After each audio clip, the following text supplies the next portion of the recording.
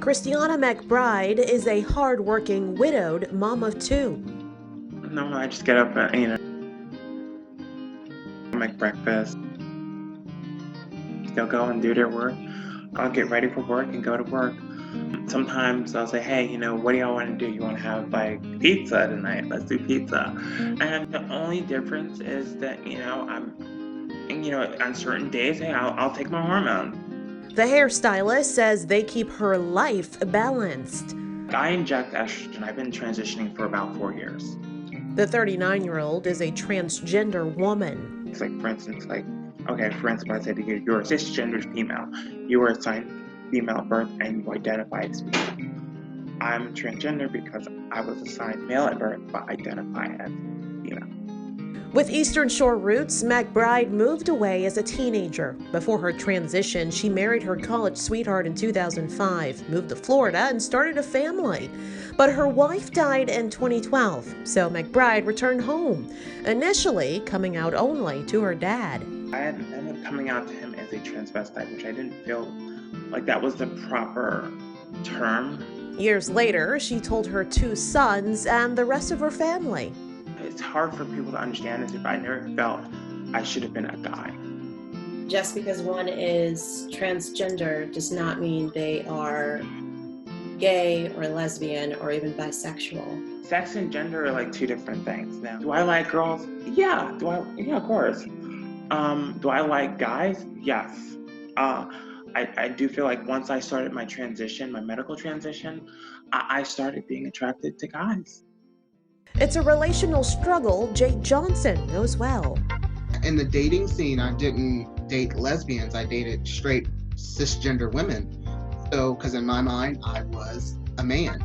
The Sussex County native is a combat veteran nursing assistant. He's dated his girlfriend Amber Graham for 2 years. She tends to be a big target.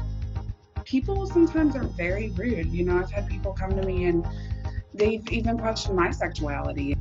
The 34-year-old was born a girl, but says he's always known he's a man. The only choice that I have is between living as the man that I really am or dying as a woman that I never thought I was.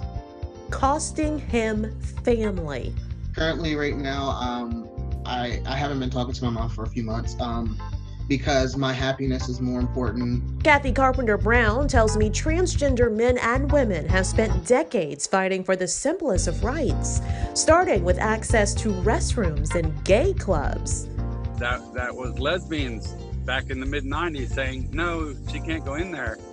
Luckily, the bar management said, yes, she can. In the gay and lesbian community, it's almost like we're second-class citizens. Brown, Johnson, and McBride agree another struggle is getting others to use the correct pronouns. It seems like such a small thing, the pronoun that people refer to us as, but that can mean everything, right? Why does such a small word mean so much? It's affirming. I'm Kimberly, my pronouns she and her. What about you? Here, Christiana McBride, my pronouns are she, her. And people should see that, it's between life or death. You misgendering that person might put them over the edge. Each has also battled numerous personal wars to become their truest selves, from medical procedures.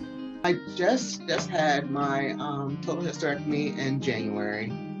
It was very hard to be able to walk into an OBGYN office as a man with beard, masculine appearance, and masculine voice. You also have to be diagnosed with gender dysphoria. Me personally, I don't feel like it's not like a mental issue. It's just me. It's just who I am. To acceptance. I went there because that church became my family. They accepted me. That was the place where I was included. To sexual assault. A 2015 survey found 47% of trans individuals will be sexually assaulted at some point in his or her lifetime. I had a guy on a date that tried to rape me. McBride, Johnson, and Carpenter each helps others fight back by running support groups in all 3 counties of the Eastern Shore.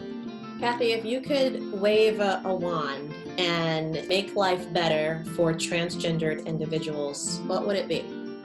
Education. I think it's important for employers to really respect their employees and enforce it. So many people, forget we're humans. Trans men and women working hard to encourage Delmarva to embrace them while they work to embrace themselves. Is there a sizable transgender community here on Eastern Shore? Absolutely, and growing like a weed. For One Delmarva, I'm Kimberly Holmes.